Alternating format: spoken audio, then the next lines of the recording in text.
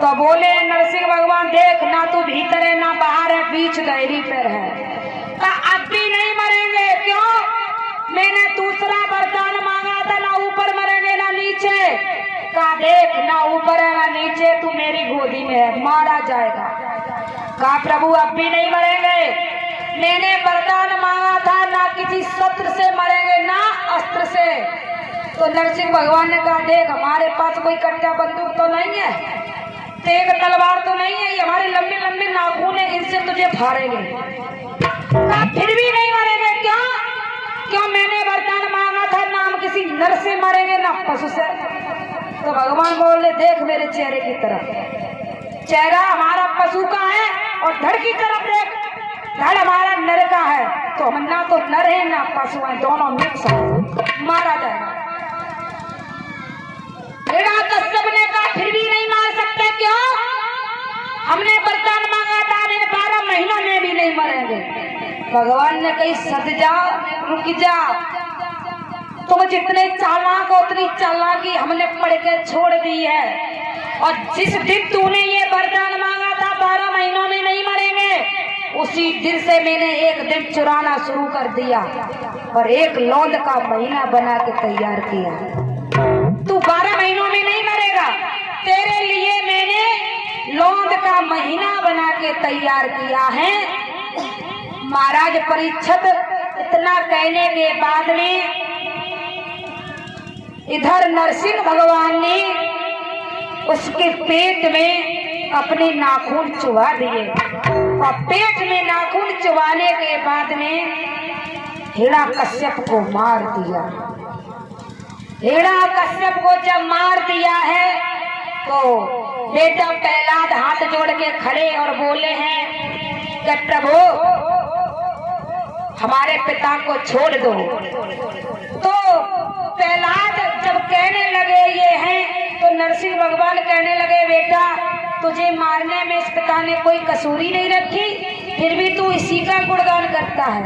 कहा पिताजी कोई बात नहीं है, लेकिन हमारे पिता को आप मारते हो तो कोई बात नहीं, लेकिन हमारे पिता को मुक्ति जरूर दे देना।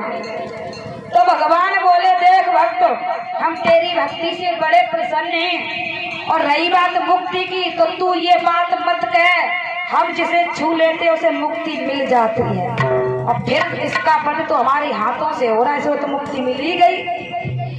आज भगवान का क्रोध शांत नहीं हो रहा है, भगवान के नाखूनों की ज्वाला शांत नहीं हो रही। महाराज परीक्षित भगवान ने वो नाखून जाए गए गूलर के वृक्ष में चुभाए गए, वो नाखून एक गूलर के वृक्ष में चुभा दिए, क्योंकि गूलर के वृक्ष में दूध होता है, दूध, और दूध में नाखून चुभा दिए इसलिए इसकी गर्मी शांत हो जाए। गूलर के वृक्ष ने कहा प्रभु तुमने एक दुष्ट को मार करके हमें कलंकित कर दिया, हमें कलंकित कर दिया। तो भगवान बोले हमसे वरदान मांग लो, और नहीं मांगते हो तो हम बगैर मांगे देते हैं, तुम्हारी लकड़ी हवन यज्ञ के काम आएंगी। गूलर का वृक्ष बोला प्रभु इससे हमारा उद्धार नहीं होगा, इससे हमारा उद्धार नहीं होगा। तो दूसरा वरदान दिया भगवान ने कि चिंता मत करो, तुम्हारे ऊपर बिना फूल के फल आएंगे। तो देखा होगा गूलर में स्टार्टिंग गूलर ही से तो हो जाते फूल नहीं आते हैं। का प्रभु फिर भी उद्धार नहीं होगा। का तीसरा वरदान जो कोई तीर्थ यात्रा करके गंगा स्नान करके तुम्हारे नीचे से निकलेगा तो आधा पुण्य तुम्हें मिलेगा। तो भैया उस दिन से अगर कोई ना समझ में गूलर के वृक्ष के नीचे से निकल जाए तो आदि पूजा को फल गूलर के वृक्ष को मिल जाता है।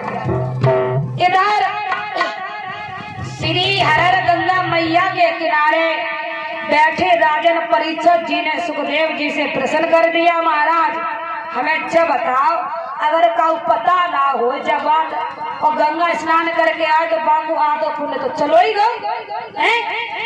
तो बोले हैं सुखदेव कि लाला परीक्षित अगर गूलर के वृक्ष के नीचे खड़े होकर के तुम 3 बार नरसिंह नरसिंह नरसिंह कह दो तो फल तुम्हारे पास ही रहेगा, कहीं नहीं जाएगा।